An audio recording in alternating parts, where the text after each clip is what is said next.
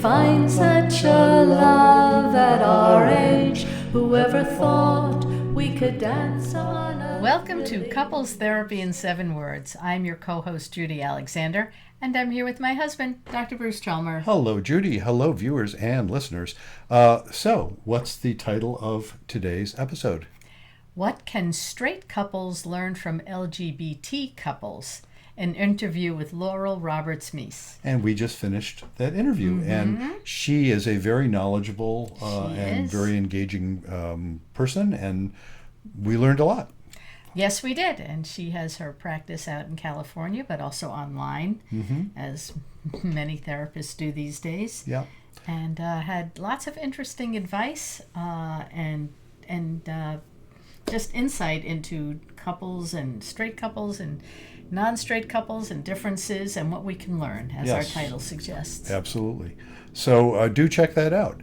Before you do that, however, let's plug our books. Let's do that. Yes. Okay, we're going to actually start today with the book that launched our podcast called Reigniting the Spark: Why Stable Relationships Lose Intimacy and How to Get It Back. Indeed, that's the one that started our podcast because it came out just in time for the pandemic. And so we figured, well, if we're going to do anything to tell people about this, we better do it online. And here we are. And it's based on, I see you're holding merch. Yes, I'm holding our merch. Your motto that you came up with: be kind, don't panic, and have faith. Yes, and that is it is available as merch. Therapy in 7 words. Yeah, that's that was the book is built around those 7 words. Around those 7 words. I just want to note for folks who are hearing it but not seeing it, they can go to our website, ctn7.com, and that beautiful mug that, unfortunately, if you're just hearing this, you didn't see, but take it from me, it's beautiful. Judy designed the logo, and I wrote the motto, and so there you are. It's the result of our partnership. Another team effort. Yes. And it's really beautiful. It's actually mugs available in 2 different sizes. Go check that out. T-shirts, tote bags. Yeah, the tote bags are great. We use the tote bags all the time. ctn7.com. That's our website. So that was the first book that Bruce did on couples therapy. Yeah. Then came It's Not About Communication: Why Everything You Know About Couples Therapy is Wrong. Indeed. Including you say what you know about couples exactly. therapy. I point that wrong. out. Say everything I know about couples therapy is wrong too. Now, that's a silly thing to say, right? But not totally, because it relates to where we are at the moment. Folks seeing this, I mentioned this in the interview too. You know something we don't. You are seeing this after the United States election. I don't know. I think it's coming out just a few days after, so we don't even know if the results will be known then. Last year it wasn't. I mean, 4 years ago it wasn't. But in any case, you know what's happening. We don't. The big the point of that book that we're talking about, one of the central topics of the book, is ideas versus ideologies. And ideologies are what our country is unfortunately rife with these days, and it is really scary. So read that book if you want to learn more about that. Yes, it is. And then one of the things you notice, there's a lot of going on: betrayal and forgiveness. Because, it's kind of in the zeitgeist these days about betrayals and estrangements. So Bruce recently came out with Betrayal and Forgiveness: How to Navigate the Turmoil and Learn to Trust Again.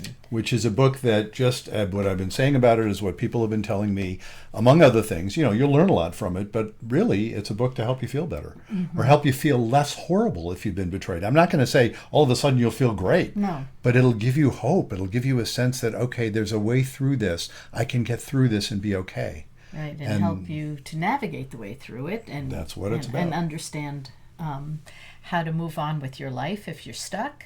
And also, if you are the one that did the betraying, there's some very useful information in there for you as well. Absolutely. Now, of course, if we're talking about couples that are getting along well and really enjoying each other, there's another book that you might mention that is really helps them enhance that enjoyment. You might be referring to The Blue Tent: Erotic Tales from the Bible. Yes, so if you want to have some fun time with your partner, you can read this wonderful book to each other. It's an anthology of 10 short stories based on biblical characters, Mm-hmm. actually based on the stories from the actual Bible or Old Testament or Torah or whatever it is. Better mention the author of that book. Oh, yes, that would be Laria Zilber. Yeah, Zylber. That's how you can find it. If you search for The Blue Tent, Laria Zilber, or The Blue Tent, Erotic Tales from the Bible, you'll find it that way. Right. Don't just search for The Blue Tent or you'll find yourself looking at pictures Camping of blue tents. equipment. Yeah, camping equipment, which is very nice, but that's not what you need. Although if you're going on a camping trip, That'll help it you would too. make some That's fun true. reading But they don't inside have that to be tent at night. blue in that case. Well, that's that's true. Well, you're right. No, that's right. The book would be great on your camping trip. Yeah. Totally. Oh, yeah, Yeah. absolutely. Yeah. So, with that, let's turn to our interview and we'll see you on the other side. Our guest today is Laurel Roberts-Meese. Laurel is a therapist licensed in California, Pennsylvania, and Florida with a decade of experience helping driven professionals. She has also worked as a graduate professor at Pepperdine University. She holds an MS in counseling psychology, is trained in EMDR trauma therapy, and founded Laurel Therapy Collective, where she manages her team of therapists specializing in anxiety, trauma, burnout, and couples therapy. One of her specialties is helping LGBT couples. Laurel, welcome to Couples Therapy in 7 Words. Thank you so much. Well, we're delighted to have you. We always like to ask our guests, for starters, how did you get into the work you do? Tell us something about your own journey. I think I'm one of those weirdos that it was always plan A for me to be wow. a therapist. I was in middle school and I went and, had my first therapy session. There was, some social stuff. Middle school is rough.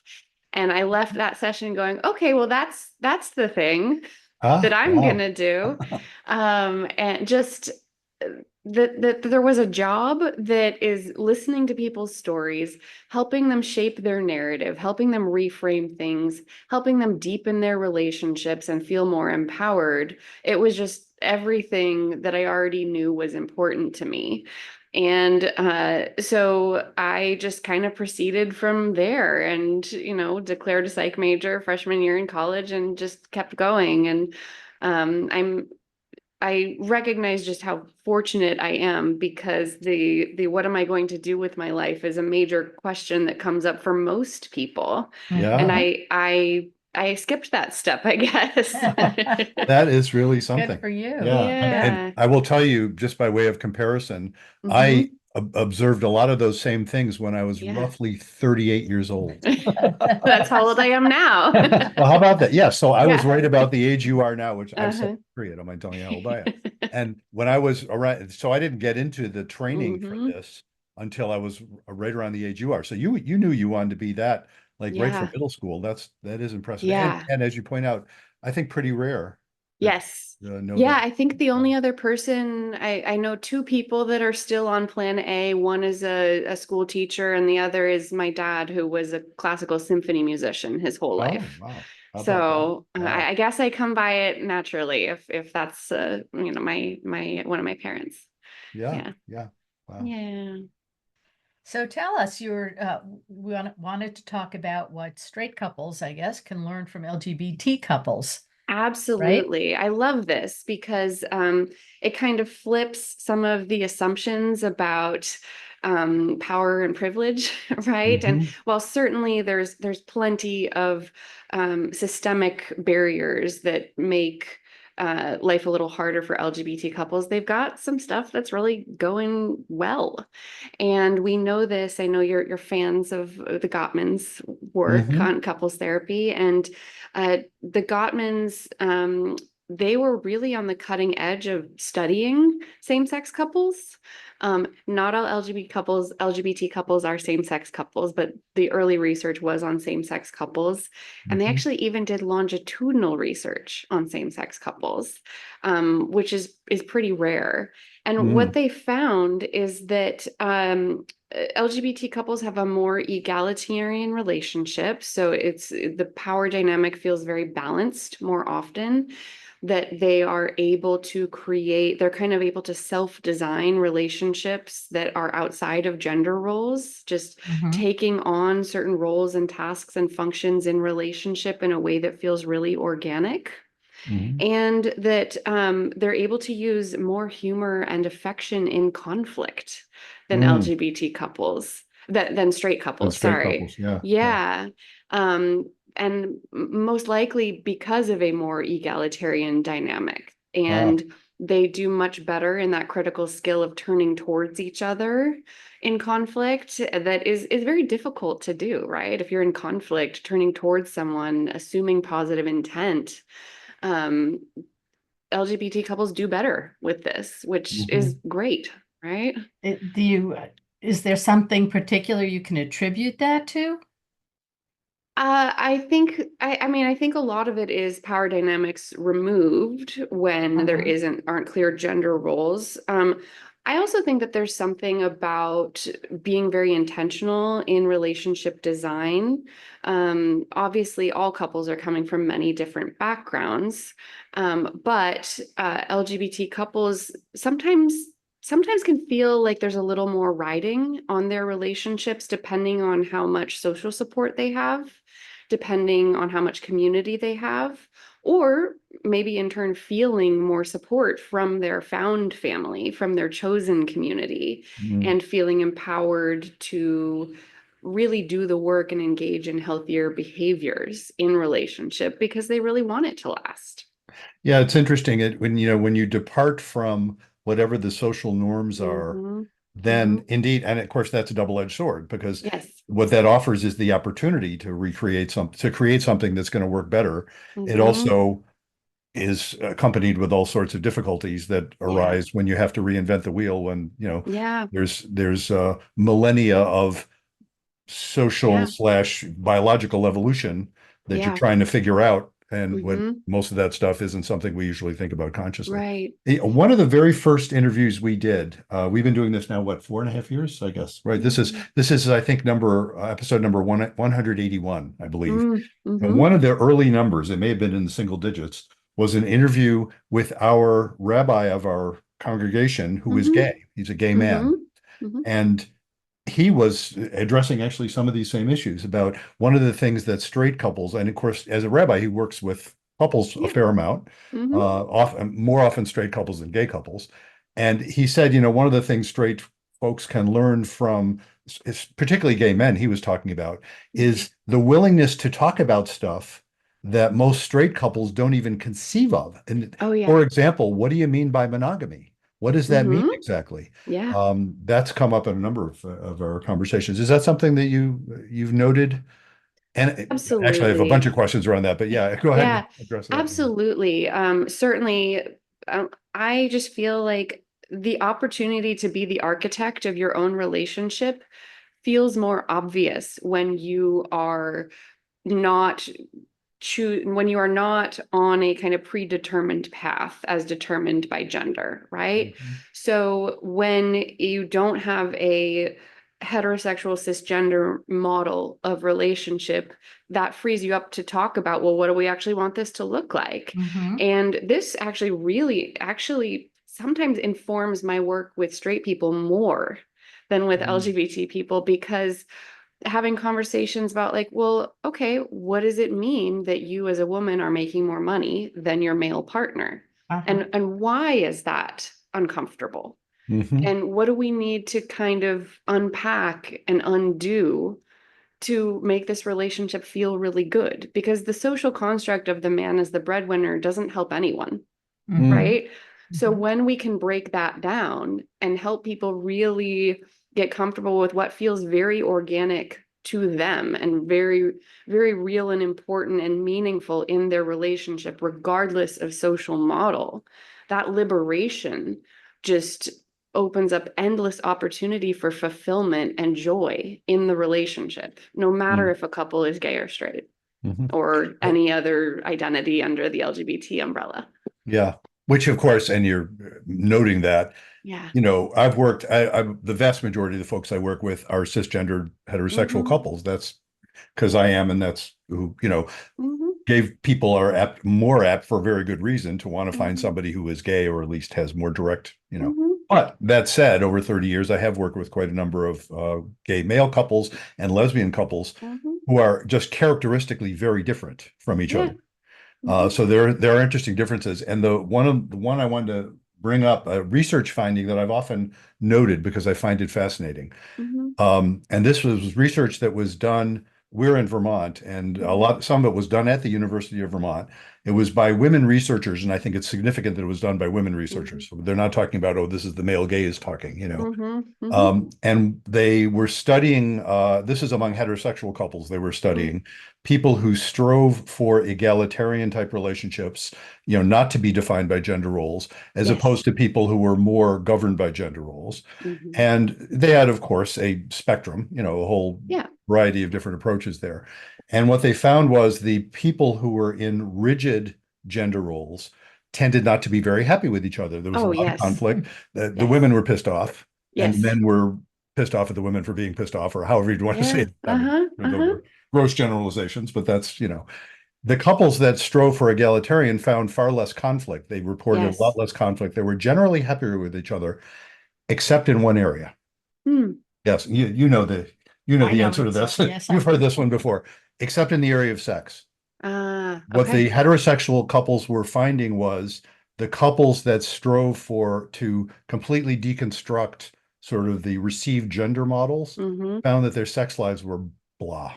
Hmm. And there was a Interesting. subset of them who Mm-hmm. were reported to the researchers, well, actually we are fine because we play power games in bed.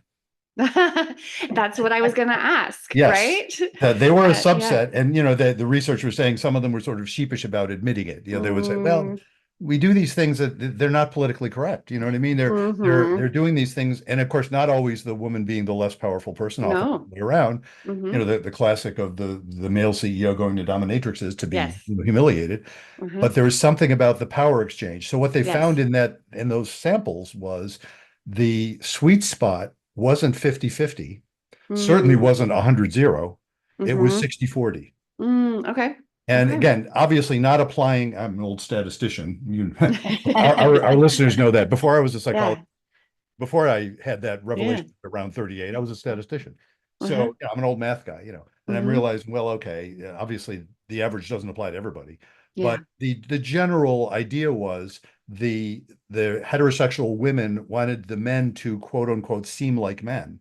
They wanted those Mm, markers of mm, masculinity from mm-hmm. the cultural and biological markers of that. And the heterosexual men wanted the women to seem like women. And that Mm, translated into the women doing about 60% of the traditionally feminine chores and mm. the man earning about 60% of the money. Interesting. Because And when was this? When was this this study? was 15, 20 years ago, probably. Okay. So Yeah. yeah, I so wonder if it has yeah. shifted just as our, I mean, you were talking about, the history of human relationships, our experience, our definition, our social understanding of the construct of marriage has evolved within our Oh lifetimes. yeah. Oh, sure. It used to very much be kind of a legal and survival property division, um, social uh, construct, and now it is very much opted into out of love and Yeah. Mhm. partnership. Right. And there are tremendous benefits to that, but also it adds more pressure and more difficulty because you're trying to get a lot of your emotional needs met. And that was not an expectation in marriage Yeah. several generations ago, Yep. right? So I would be very curious if they could replicate that study now, how it would shift with the newer married couples bringing that Well, into it, right?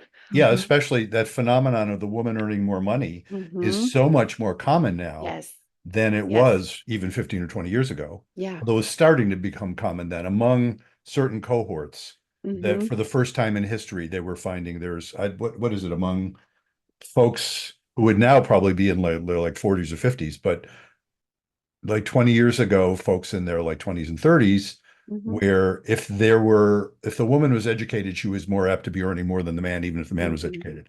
Mm. That was a new phenomenon that had never Yeah. happened before. Yeah.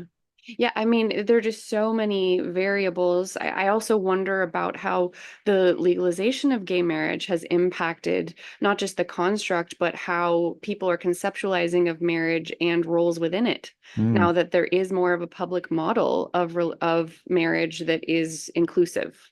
Mhm. Has that, somewhere in our consciousness expanded people's idea of what it should look like, even for straight people. Mhm.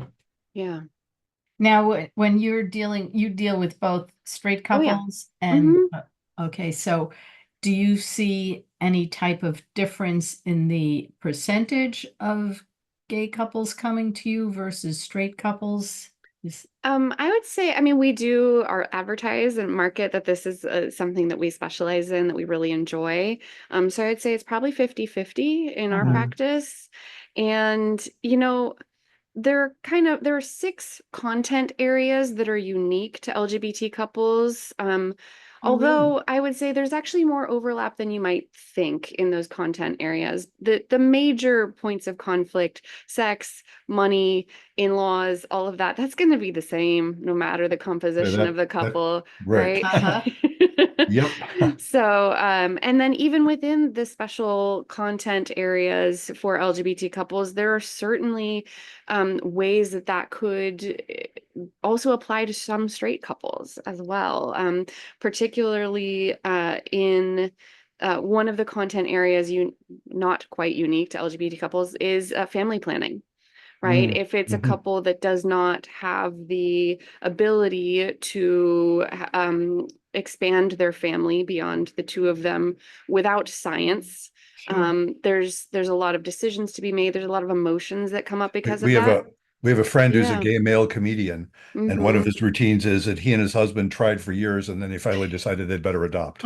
So Yeah, exactly. But yeah. also, this is something that also affects straight couples, right? Hmm. Not all Oh straight yeah. couples can have children, and Right, not all straight women want to carry a child, a right. gestate. Medically, that can be terrifying for some women. So, while we tend to think of it in this context as kind of unique, that there isn't the option for biological children, it's not as unique, right? That there's the emotionality, the having to get science involved, or lawyers involved, having it be quite expensive to expand your family. It's Mhm. not just an LGBT issue. Oh yeah. No, we actually Mm-hmm. interviewed a lawyer and a social worker who Mm-hmm. specialize in that, Yeah. and talking about a lot of the issues, and they deal, yeah, both with Mm-hmm. LGBT couples, but also with straight Mm-hmm. couples as well. Yeah. Yeah. Yeah. Yeah. And I would imagine it's probably 50-50 for them as well, too. The breakdown of what they see, right? I don't know. No, wouldn't surprise Yeah. Yeah, me. I don't know. We Mm-hmm. didn't ask that particular question. Mm-hmm. Yeah. So what are some other Yeah. areas that you find unique to straight couples versus gay Yeah. couples? Totally. Well, so the one that everyone assumes is going to take up a lot of space in any LGBT couple is varying levels of outness or coming out. Mm. And it's a little bit frustrating though, because coming out is not the most important or interesting thing about an LGBT person. It's also not a one-time thing. It's Mm. in any given context, are you going to give indicators that you have a partner who is not the opposite gender or who isn't cisgender? It's kind of calculated decision making in whatever new context you find yourself. The reason this can show up in therapy is just if people are at different levels or stages of outness or identity formation, that can strain the relationship. Like, let's say Mm. someone is not ready to be out at the office, or it's not safe to be out at the office, and they don't bring their partner to the holiday party. Mm-hmm. Then the partner feels like the partner that doesn't get invited to the holiday party feels like their partner is ashamed of them or wants to hide them, isn't proud of them, even though there may be a genuine safety issue. Like Mhm. every person has to assess and do that constant calculation. Now, internalized homophobia being what it is, often people overestimate the safety, or the lack of safety, just Mm. out of fear of rejection. There is often a safety component, but it tends to be overestimated. And so this varying levels of outness can really strain and isolate a relationship if you're not able to um, bring your partner to celebrations or grieving rituals, or kind of mark life events as a couple. That can be really sad Mhm. and really isolating. So that's one of them. Outness and varying stages of visibility in LGBT identity. We talked a little bit about communication. Communication overall is better in LGBT couples. But gay men in conflict, they tend to withdraw a little bit more, kind of more of a shutdown. Because they're men. You Not to know, be oversimplistic about it, but well, no, but I think, the socialization of men does not encourage emoting and expressing, and we're really hurting men And except being pissed I off. think we are also ignoring in wanting to be so equal, we're ignoring many biological factors that, there is a difference. There There is a can difference. be. There can be. There can be, And there yes. can be. And we And can't deny that. no, it's also very difficult to separate biological from socialization because we Yeah. don't have any control groups, right? That where there aren't other complicating cultural variables, right? So, yeah, I mean, we all come into the world completely half formed. Like our personality is already halfway there the day we're born, and then Yeah. the rest is influenced by our experience, right? That's what the research is generally showing, Oh, sure. that it's 50-50 nature nurture, right? I think we all can agree that the way we are nurturing or not nurturing boys and young men emotionally is harmful to them. Mm. Yeah. It hasn't been it has been working out well in terms of Yeah.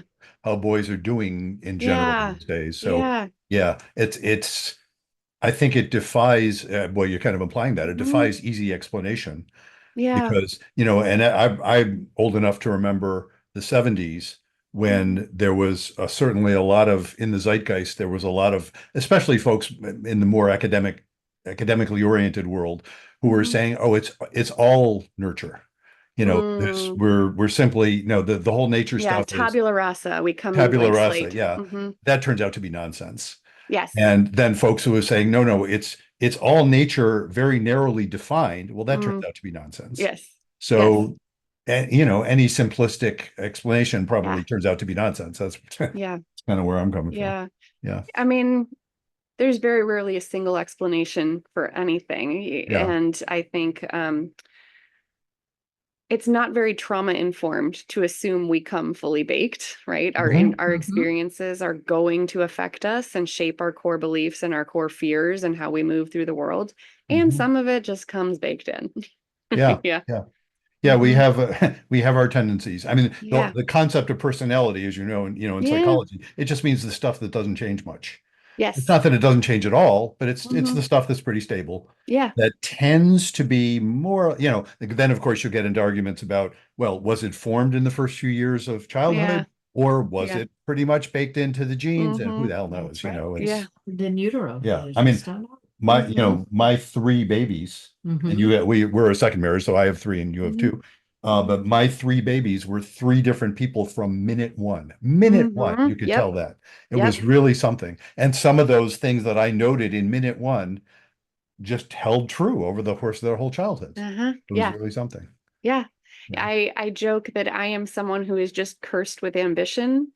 I also wouldn't have it any other way. I love being an ambitious person. I love, having that entrepreneurial energy. And the day I filled my private solo therapy practice, I was like, oh no, we've got to do something more. We can't just do this. And I loved Uh-huh. what I was doing, but that hunger, that is baked into me, Mm-hmm. you Hmm. know? Yeah. And I think my family was kind of bewildered by it. They're like, where did this child come from? You know? Yeah. The world seems to need people like you and people who Yeah. aren't like you. And like Yes.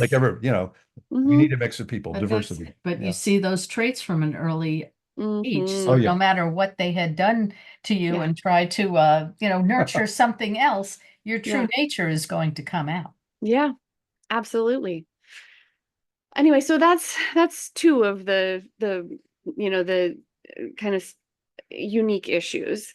There's also I already mentioned family planning, but let's be more expansive and think about that because it does affect a lot of straight couples as well. But there may, I mean, similar to straight couples, there may be some grieving around not being able to organically build a family together, and making space for that in couples therapy. Absolutely. We've also already talked a little bit about gender roles, right? Now, while I think overall LGBT couples do much better in this like relationship architecture being very intentional, sometimes there's kind of a void that is not addressed, Mm. and that there's something that both partners are kind of avoiding that is a critical part of being in partnership that there probably needs to be a little bit of negotiation around, right? And this can absolutely happen with straight couples too. So let's say generally there tends to be like a social secretary in a couple, like the person that kind of keeps the calendar of like, oh yeah, we're going to Bob and Joanne's on Saturday night for dinner.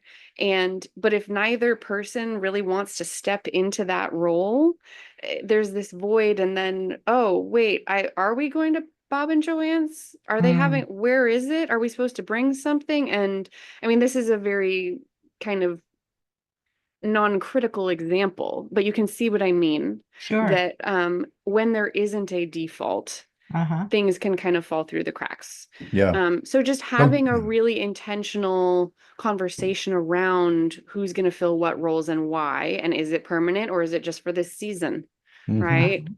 So Yeah, that comes just up. I am guessing, I certainly see this in various ways in my work. A lot of the work you're doing is to facilitate those conversations without getting into panic.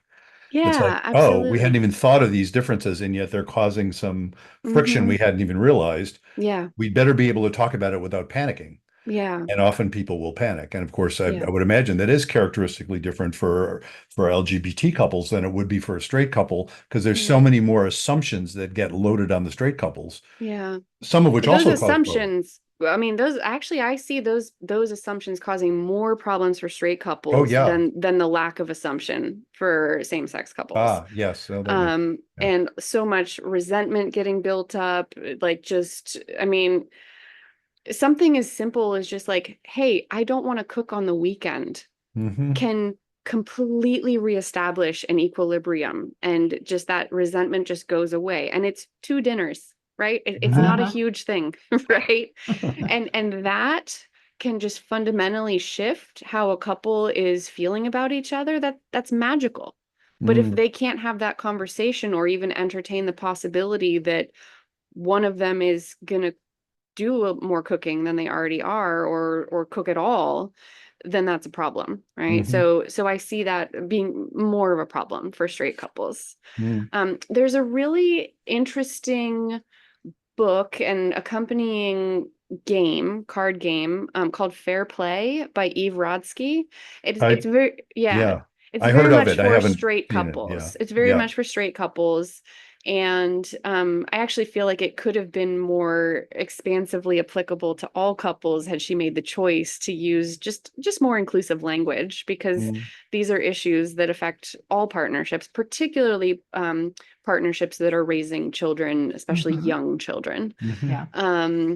And this card game kind of has all of the tasks associated with the domestic and social emotional labor of being a couple raising kids, and having like a conversation about each thing, like who's going to own doctor and dentist appointments. Mhm.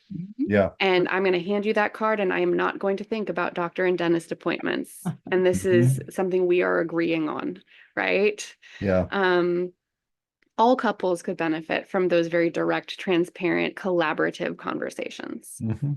Yeah. Yeah, it's interesting. That choice, I don't know the author of that, Hmm. but the choice she made there, I Yeah. faced a similar one in the books that I've published, and I Hmm. deliberately do not include LGBT couples per se, not Hmm. out of actually out of respect for the differences, because Hmm. I don't want to claim expertise.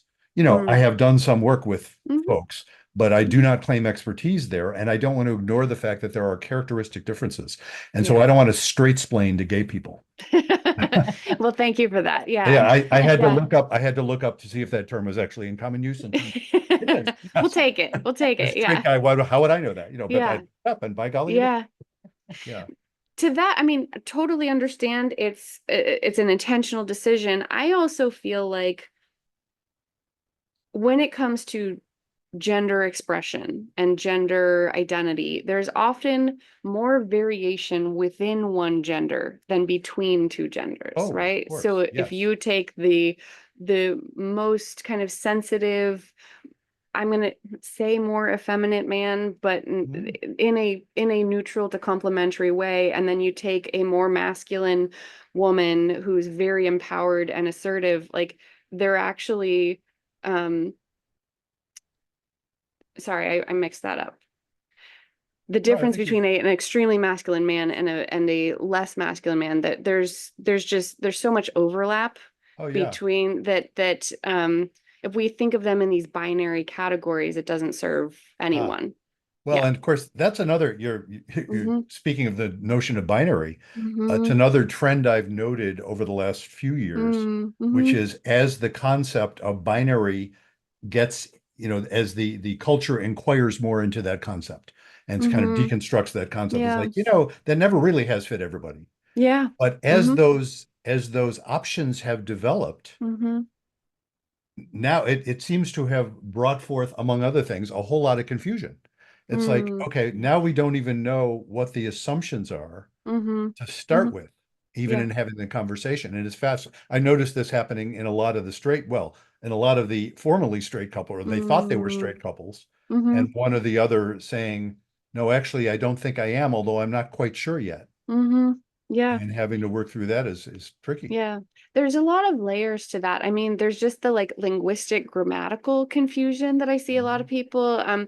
People really get stuck on the singular they for Mhm. non-binary people. After a couple years, you get used to it. It's Oh yeah. language is always evolving, right? Mhm. But it is that mental binary, that like man versus woman thing, that when you start thinking of it as more of a continuum, um, we get real caught up on like biological sex, which is not the same as gender identity. Gender Mhm. identity is who you feel you are, your internal sense of masculinity or femininity or androgyny or none of the above, Mhm. right? We all have that sense, even if we are very affirmed in our gender, that there is we all have a different experience inside of where that balance is, because there's no one who is 100% masculine and no Oh one who is yeah. 100% feminine. That's what the And tantra people are always talking about. yeah, We interviewed a yeah, couple of different folks about that. Mhm. yeah. That's sure. We all have a varying degree of balance between, Mm-hmm, on that spectrum of masculine to mm-hmm. feminine. And Yeah, sure. yeah. I don't know if my face is going to be part of this podcast episode or on the For art, some or folks, yeah, for some Those who folks, yeah, watch it, the ones yes. who Those watch who it, listen, no. more listen than watch, yeah, but the watch is yeah. available it'll be on YouTube. So Yeah. Well, yeah. for the people that can't see me, or if you're driving or whatever, please drive safely. But I'm a very feminine presenting person. I wear makeup. I love dresses, jewelry, and consider myself a very nurturing person, very connected to being feminine and my female identity, and take a lot of joy in it. I also love wielding power tools, and in my house, it's my job to kill the spiders, and I love Uh-huh. those things, right? I Yeah. love lifting heavy things. I like strength training. I like weightlifting as exercise, building muscle, and that all of those things are organically me, Mm. Mhm. right? We Yeah. interviewed a few months ago, we interviewed a woman who's written about Tantra and Mm, also very feminine presenting woman. mm-hmm, And she said, this, really was taken by this comment. She said the most masculine she had ever felt in her life. I never would have guessed in a minute. Do you remember what she said? No. You don't remember? Yeah. No. I never would have guessed this, but from a tantric perspective, it made sense. She said the most masculine she ever felt in her life was when she gave birth to her first mm. child. Super Because powerful. I yes, mean, exactly. like the possibly the most powerful thing you can do. Mm. And not Yeah. only of course, the act of giving birth itself, Mm-hmm. the gestation and the giving birth, Mm-hmm. but also totally being in charge of this other life all of a sudden Yes. in ways Yeah. she never had been before. And Mm-hmm. so I really was taken with that because it's like, no, you think of motherhood as being quintessentially feminine, Mm-hmm. but no, Mm-hmm. no, she's noting that no, Yeah. it's we all have the masculine and feminine within us, and Yeah. that's incredible power. That even in a conversation, whoever proposes the topic is in the masculine role, which Mm-hmm. is it doesn't matter whether you're male or female in terms of any other Mm-hmm. identities. Mm-hmm. So it's fascinating how that stuff can play out. But I never would have Yeah. guessed that would be the time she would Mm-hmm. identify. Wait, yeah. Yeah. Yeah.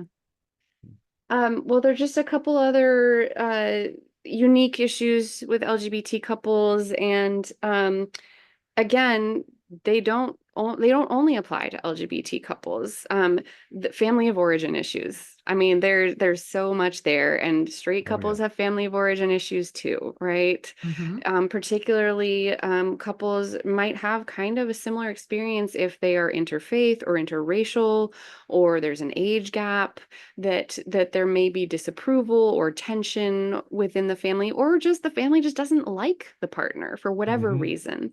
And this can really strain the relationship. It can cause a lot of confusion about who you're supposed to stand by in a Mm. given situation. And that can change. Let's say, like, like, oh, my job is to stand by my partner and be a team and be a united front, and then a family member gets cancer. And okay, Hmm. now who do I stand by, Yeah. and where's my loyalty? And um that if there's any cultural or religious or just other forms of disapproval for an LGBT relationship, this is going to be an added layer of stress. And again, straight couples can be experiencing this too, right? Yeah. Mm-hmm. Yeah. I Yeah. would think the one particular wrinkle though for LGBT in that is what straight all of the above, of course, in terms of straight Mm-hmm. couples, in terms of being approved of or not for a variety of Mm-hmm. reasons. The one that most straight people don't have is the worry that you're going to be disapproved of as a human being for who you are in your own family. Yeah. Yeah. Yeah. That's one I would think would be pretty unique to LGBT. Although, I've worked with people from evangelical backgrounds who left the faith and feel Yep. very much rejected for who they are, having left the faith. So, Yeah. like, yes, I do think that is particularly true, but there are other lived experiences where that rejection of the person is very Mm. personal. Yeah. No, it makes Yeah. sense. Yeah. Yeah. Okay. Even political differences, Oh right? God, yes. We Yeah. we for those who don't know, we were recording this days before the Yes. federal election in the United States. Just Yes. by the time this is actually going to be posted afterward. Postal. Yes. I So assumed. Yeah. folks watching this and listening to this know stuff we don't know. Yeah. How did that turn out? Where we're at right now, there's a great deal of anxiety in the There's country a at home. great deal of anxiety for sure. Yeah. Yeah. Well, the final element. Oh, you know what? I'm going to add a 6.5 here. I think Mm. a lot of LGBT couples are either over sexualized or under sexualized. Oh, that's interesting. Yeah. And I think that this is part of a cultural perception of orientation just being about sex. And it Hmm. is Uh-huh. not. How Yeah. people have sex, who they have sex with, is generally not the most interesting thing about them. And let me Hmm. tell you, I have a whole lot more conversations with my partner about what we're going to have for dinner than like about sex, right? So, Yes, if you're like most people, you eat dinner more often than you have sex. Just saying. most people, Just saying. yes, yes. Yeah. And the day to day of being in partnership, yes, there is sex for most couples, but it is not the most interesting or most salient part of their experience as a couple, Mm, yeah. right? So I think culturally, because historically, LGBT couples have been over sexualized. There's this assumption that they're having all kinds of crazy sex, or that they're Mm, only together because of the sex, or particularly for more masculine presenting women, they are completely desexualized because they're right. not viewed through the male gaze as being sexually desirable, which Hmm. there are plenty of people who find masculine women quite sexually desirable, Hmm. but it is not the dominant cultural narrative. Yeah. Mhm. So there may be issues around that show up in the couple. Yeah. Um, I just yeah. note some research. I remember reading about that, and I'm sure you know more about it than I do. That that's a big difference characteristically between gay men and Yeah. lesbians. And, Yeah. again, I'm sure I'm probably reflecting some sort of stereotype, but Mm-hmm. among gay men, they much more often lead with sex. Mm-hmm. And among lesbians, they don't. Mm-hmm. And you get the phenomenon that is, I don't know if this term is considered okay to say or not, but I've heard it from lesbians, Mm-hmm. lesbian bed death. That Mm-hmm. phenomenon that's like, okay, so they get together and it's sort of hot and heavy Mm-hmm. briefly and then Yeah. goes out the window. Yeah. And it's characteristically different for gay men, Yeah. where it's more up, Yeah. they're more up to be worrying about, people straying, or is it straying if Mm-hmm. you have a one night stand with someone or things like Mm-hmm. that. That Yeah. that's not what I hear from lesbians. Mm-hmm. Does that, I think that there's definitely some truth to that, and we also can never make an assumption about individual of couples course, Mm. right. and where they experience that. You know, that there are absolutely lesbian couples who've been together a very long time and have a fabulous active sex life. Mhm. And gay men, often we actually do see gay men coming into therapy saying, like, yeah, our sex life is not that great. Oh, God, yes. So, Yeah, I've seen yeah. that as well. Yeah. Yeah. So, I think just being sensitive to like the cultural narrative around sexual activity in the relationship and the frequency, intensity, and function of it in the relationship. We can't make assumptions about LGBT couples any more than we can straight couples Sure. Mhm. in how their sexuality and their shared sexuality functions in the relationship. Mm, yeah. Yeah, absolutely. And then the final category I did already talk about, which is internalized homophobia, Mm, homophobic violence. There's that beautiful saying, all the water in the world can't sink a ship unless you let it inside the boat. Beautiful sentiment, but you cannot live in a homophobic culture and not absorb some of it. yeah. If you are just hearing negative things or just seeing tragic narratives in media, hearing people debate your rights publicly, Mhm. that is going to affect you. It's Sure. going to make you question the validity and sanctity of your relationship. It's going to just create this little bit of instability and this question of, oh, am I okay? Are we Mm, okay? Is this good? Do I deserve this beautiful thing I have? yeah. And that's so harmful to a relationship. So, really safeguarding against that internalized homophobia by surrounding yourself with supportive people, by surrounding yourself with people whose relationship looks similar enough to you, Mhm. and creating that found family in that community where your experience is normalized and you feel celebrated and loved. Yeah. Yeah. Wow. Mm. What else should we be asking you about? Well, the good news and the bad news is that most of the time people coming in for therapy, it is those the four horsemen of Gottman that Ah, mhm, criticism, contempt, defensiveness, and stonewalling. We see them pretty much in equal measure, no matter the composition of the couple, mhm, Mm-hmm. and um, all different styles of couples therapy that have been proven effective are also effective for LGBT couples. mhm. The content can be different, but the actual modality and how a therapy functions is exactly the same. Mhm. Same as I was saying before, there's more differences within the genders than between the genders. Mm, Same yeah. here. There's more differences in, there's more similarities in terms of what couples therapy looks like than there is Yeah. differences when you're I've talking noted about that straight when couples. Yeah. people sometimes said, should I go to a male or a female therapist? And I've Mm-hmm. often noted, no, the differences within are so Yeah. much greater than the differences between. Yeah. It boils down to the individual, Yeah. and you Well, kind of have to try it yeah. to find out. We know that therapy works when you have a good relationship with your therapist. And Yeah. for some people, it's very important that they work with an LGBT therapist. That Hmm. just feels critical to them. And someone's like, no, I just want to know that you know what you're doing and that you get me and you can help Yeah. me. Yeah. Mm-hmm. Yeah. And if you're someone that's looking for therapy, honor what you know you want and need. And if you really want to work with a particular gender or race or religious background or, lived experience, go for it. Mm-hmm. And if you don't have a strong preference, then all you're looking for is that connection, Mm-hmm. because it all comes down to the connection. And Yeah. speaking of connection, how can people get in touch with you? Yeah, we're pretty easy to find on the internet. It's laureltherapy.net. We're also on Instagram, Facebook, LinkedIn.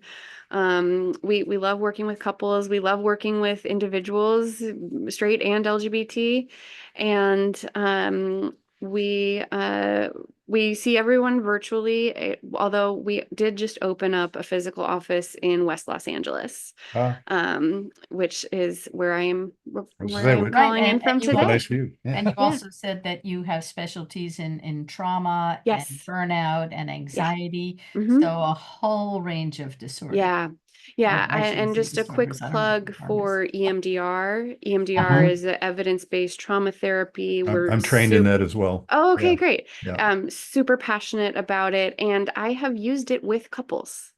Ah. If there is a couple that has gone through a traumatic experience together, or it's one person that has gone through something traumatic, and then the partner shows up as a resource and kind of a calming presence, a co-regulation of sorts, Mhm. if the relationship is good and solid, really effective, really beautiful. People healing things they didn't think could be healed. Mhm. So we're super passionate about that here too.